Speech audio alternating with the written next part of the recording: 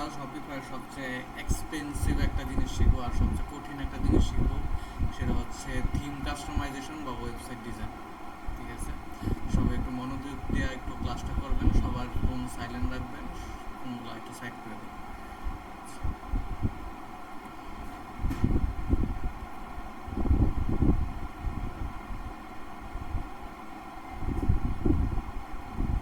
আচ্ছা, কোনো একটা থিম অ্যাড করতে গেলে আমরা প্রথমে কী করি, থিম অপশনের মধ্যে আসি।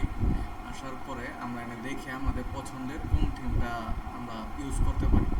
যেহেতু এটা শপিফাই পার্টনার, তো এটাতে অনেক ফ্রি ফ্রি থিম আর কি তারা দিয়ে রাখছে, কিন্তু বেশিরভাগ থিমই আর কি পেইড।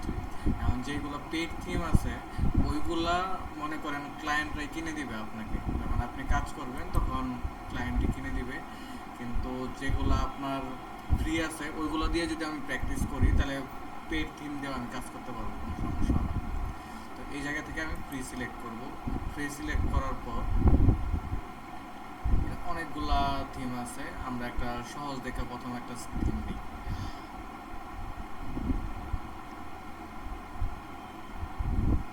আচ্ছা, তাহলে আমি যে এই থিমটা নিলাম আমি। তো এই থিমটা নেওয়ার পরে এটার মধ্যে কি দিতে হয়, ট্রাই থিম। ঠিক আছে, আর যদি আমি দেখতে চাই যে এই থিমটা কেমন, তো এটা দেখার জন্য ভিউ ডেমো স্টোর দেওয়ার পর এনে আমার দেখেন এই থিমটা হচ্ছে এরকম। যদি আমার ওয়েবসাইটের মধ্যে ডিজাইন করি তাহলে এই থিমটা কি এরকম দেখা যাবে, ঠিক আছে না? আর আরেকটা কি, আরেকটা হইতেছে আমি এখন এটা থিমটা ট্রাই করব।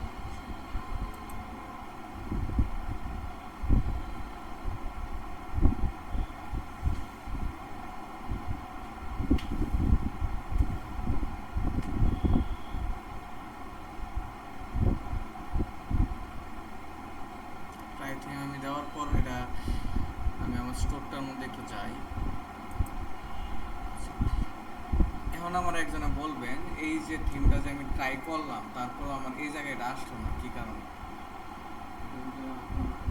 পাবলিশ দিতে হবে। পাবলিশ যদি না দিই তাহলে কি আমার থিমটা কি আসবে না। তো এটা এখনো লোডিং নিতেছে, আমি এটা কি পাবলিশ দিয়ে দিলাম। আমি পাবলিশ দিয়ে দিলাম। এখন আমি আমার স্টোরটার মধ্যে যাই, একটা রিফ্রেশ দিই। এখন আমার থিমটা এরকম দেখা যাচ্ছে। এখন আমরা কি যেটা শিখতেছি সেটা হচ্ছে কি সেম টু সেম এডিট করা। তারা যেই ডেমোটা দিয়েছিল এই ডেমোর মতো আমরা সেম টু সেম কি এডিট করব। ঠিক আছে, তো আমরা এনের যে ডিজাইনগুলো যা আছে, তারপর এনের যে পিকচারগুলো আছে ওইগুলোই আমরা ইউজ করব। ইউজ করে করে নিজের মতো করে বানানোর চেষ্টা করব। তো আমি এনে থিমের মধ্যে আসলাম, এনে আমার একটা অপশন আসে কাস্টমাইজ। কাস্টমাইজের মধ্যে আমি ক্লিক দিলাম।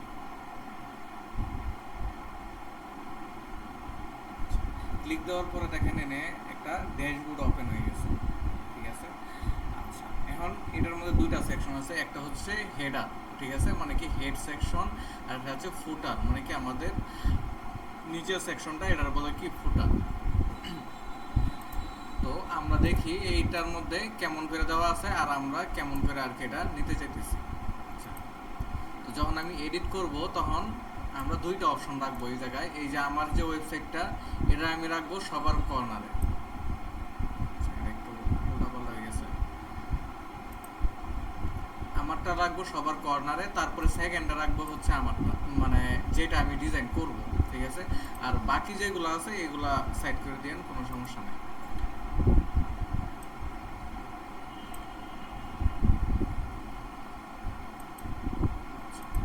এখন আমি কাস্টমাইজ করা শুরু করব। প্রথমে কি আছে আমার এই জায়গায় একটু দেখেন, এখানে আমার অপশন আছে কি ফ্রি শিপিং অন অর্ডার 40, এরকম একটা লেখা আছে। ঠিক আছে না? দেখেন এনে একটা ওয়েবসাইটের উপরে একটা ব্যানারের মতো আছে যেটা দিয়ে আমার দেখাইতেছে কি ফ্রি শিপিং অন অর্ডার $40, 40+, মানে $40 উপর যদি কেউ সেল করে, তা মানে কিনে, তাহলে কি ফ্রিতে শিপিং দিবে তারা। তো আমরা এটার মধ্যে এনে দেখেন একটা অপশন আছে, এই যে ব্লু কালারের একটা ব্যানার আছে। তো আমি চাইলে কি এই ব্যানারটার মধ্যে আমি ক্লিক দিলাম। ঠিক আছে, এই ব্যানারটার মধ্যে আমি ক্লিক দেওয়ার পরে দেখেন এনে আমার অনেকগুলো অপশন চলে আসছে। অ্যানাউন্সমেন্ট বার, তো এনে দেখেন প্রথমে আমার কি অপশন আসছে, কালার স্কিম। ঠিক আছে, আমি চাইলে কি এটার কালারও পাল্টাইতে পারবো। এই থিম অনুযায়ী দেখেন এটার আমি কালার পাল্টাই দিয়েছি। তো এটার কাস্টমাইজের সব কিছু কি এই জায়গায় দেওয়া আছে। তো আমাদের আসছিল এই কালারটা মনে হয়। না, এটা না, কোন কালারটা ছিল?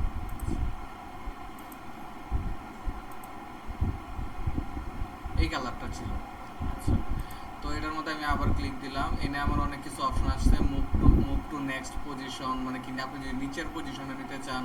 আর তারপরে এনে আমার অপশন আছে ডুপ্লিকেট, আবার এটা হাইট। এটার মধ্যে যদি আমি ক্লিক করি এটা চলে যাবে একদম। আর এটা কি ডিলেট, ডাইরেক্ট ডিলেটের অপশন চলে আসছে।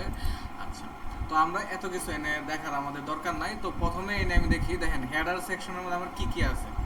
প্রথমে আছে হচ্ছে আমার অ্যানাউন্সমেন্ট বার, মানে কি এই যে এই জিনিসটার কি অ্যানাউন্সমেন্ট বার। আমি যদি আমার কার্সরটা এনে নিয়ে যাই, উপরে নিয়ে যাই, তা প্রত্যেকটা নাম শো করতেছে না, অ্যানাউন্সমেন্ট বার।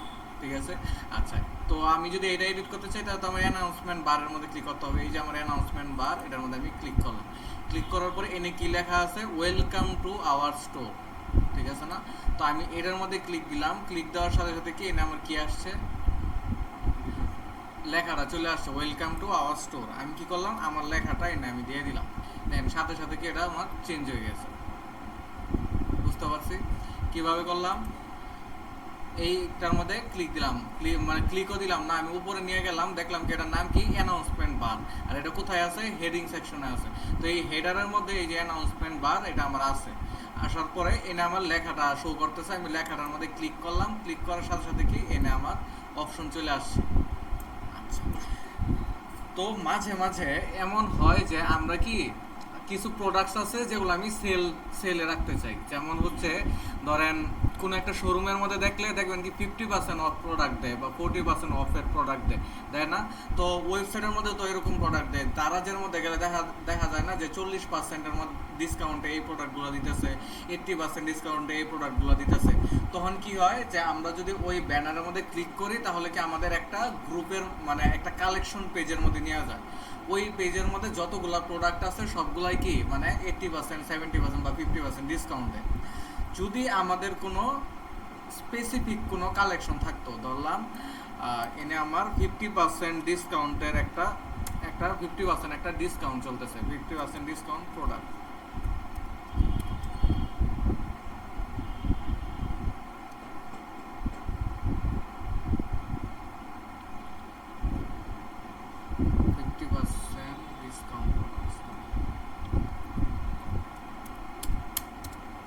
ধরলাম এটা আমার 50% ডিসকাউন্টের একটা প্রোডাক্ট চলতেছে। তো এনে আমার কি আমি লিঙ্ক দিতে পারবো। ঠিক আছে, এনে যদি আমি এই যে কালেকশন পেজ, ওই দিন গতকাল আমরা দেখছি কিভাবে কালেকশন পেজ বানানো হয়। ধরলাম আমি একটা কালেকশন বানাইলাম, ওই কালেকশনের মধ্যে আমি 10টা প্রোডাক্ট অ্যাড করলাম, এগুলো হচ্ছে আমার 50% ডিসকাউন্টের মধ্যে আমি ছাড়তেছি। তো আমি ওই কালেকশন পেজটাকে এই জায়গা থেকে সিলেক্ট করে দেবো। এই দেখেন এনে আমার অনেকগুলো কালেকশন আছে। এই যে ডিসকাউন্ট প্রোডাক্টস একটা আছে, মানে আমার আগের থেকে বানানো ছিল। ঠিক আছে, আমি তো এখন আর নতুন করে বানানো দেখাবো না। তো আগের থেকে বানানো ছিল, আমি এটার মধ্যে ক্লিক করে দিলাম। ক্লিক করে দেওয়ার পরে এনে দেখেন একটা অ্যারো চিহ্ন চলে আসছে। ঠিক আছে, তার মানে কি আমার লিঙ্কটা কি এনে বসছে। তো এখন যদি কেউ এই জায়গায় এসে ক্লিক করে তাহলে কি হইব, আমার ওই পেজের মধ্যে নিয়ে চলে যাবে। ঠিক আছে, এটা হচ্ছে কি, তা আমি কানেক্ট করে দিলাম এই লেখাটার সাথে। আচ্ছা, যেহেতু আমরা সেম টু সেম এডিট করতেছি, তো আমরা এগুলা কিছু দিব না, আমরা এটা দিয়ে দিলাম।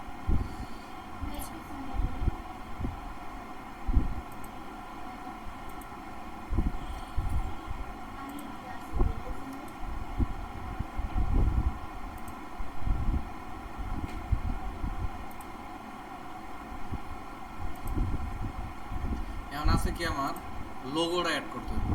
ঠিক আছে না? তো এখন আমরা লোগোটা দেখি। এই জায়গায় আমি আসলাম, এসে ক্লিক দিলাম।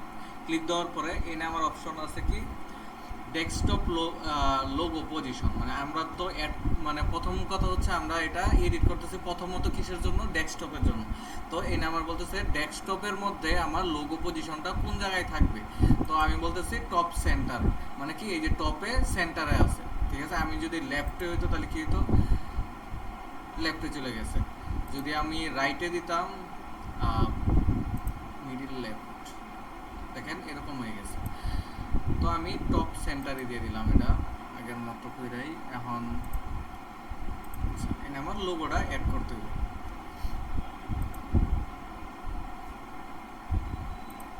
এনে আমার দেখাইতেছে এই হেডিং সেকশনের মধ্যে আমার মেনু আছে এই জায়গায়। তো এটা হচ্ছে এই মেনু সেকশন। এখন আমার হচ্ছে লোগোর সেকশনটা বাইর করতে হবে। লোগোর সেকশনটা কোন জায়গায়? এটার মধ্যে ক্লিক করলাম, ক্লিক করার পরে এনে দেখেন আমার অপশন আছে লোগো। তো এটার মধ্যে আমি ক্লিক করলাম, ক্লিক করার পরে এনে আমার সিলেক্ট লোগো বলতেছে, আমি সিলেক্ট করব। মানে এটার মধ্যে আমি ক্লিক দিলাম, ক্লিক দেওয়ার পরে অ্যাড ইমেজ। আমি কিন্তু নর্মালি ওই থিমের থেকে কিন্তু সব কিছু ডাউনলোড করতেছি, এনে ক্লিক দিয়ে যা যা লাগে আমি কিন্তু সব কিছু এই জায়গা থেকে আমি ডাউনলোড করতেছি। আপনারা যখন এডিট করবেন তখন আপনারা এই জায়গা থেকে নিয়ে নেবেন, বাইরের কোনো জায়গা থেকে নিতে হইব না, তাইলে কাজের সুবিধা হবে। লোগোটা কই গেছে?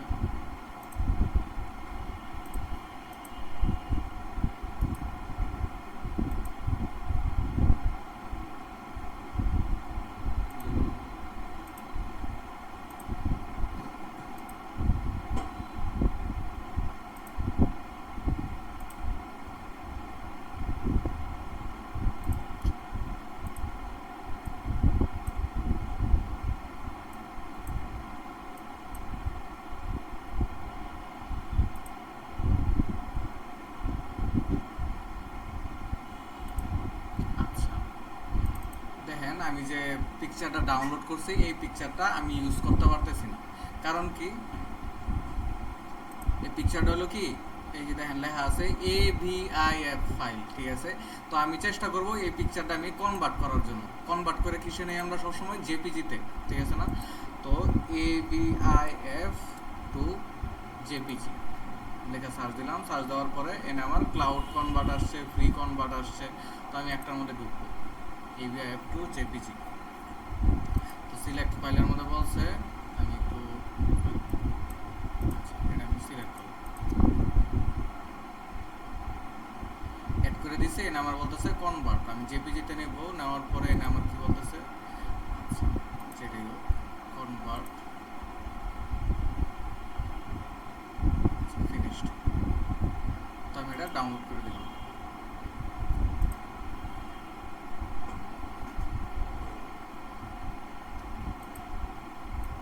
তো আমি এই যে লোগোটা এখন আমি এই জায়গায় বসাই দিলাম, এখনও এটা বসতেছে।